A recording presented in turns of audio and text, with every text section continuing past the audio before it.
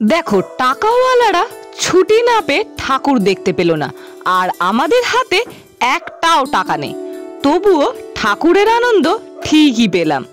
প্রমাণ হলো আনন্দ টাকা নয়, ভক্তিতে। পুজো মানেই আনন্দ, পুজো মানেই খুশির হাওয়া, কিন্তু সেই আনন্দ কি শুধু টাকায় মাপা যায়? অনেকেই ভাবে পকেটে টাকা নেই, নতুন জামা নেই, কেনাকাটা নেই, তাহলে পুজোয় ঘুরবো কি করে, খাবো কি করে, আনন্দটাই বা পাবো কিভাবে?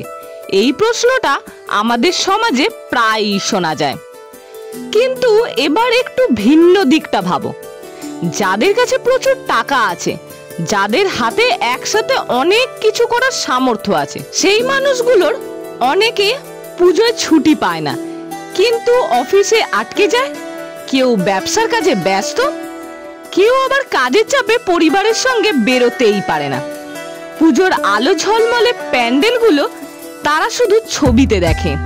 তাদের হাতে টাকা আছে কিন্তু সময় নেই।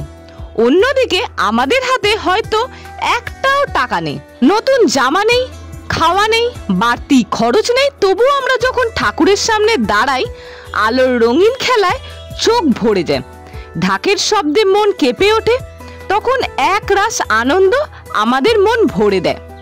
আমরা ঠাকুর দেখতে পাচ্ছি, পুজোর আবহে মিশে যাচ্ছি, আর সেই সুখটা টাকা দিয়ে মাপা যায় না।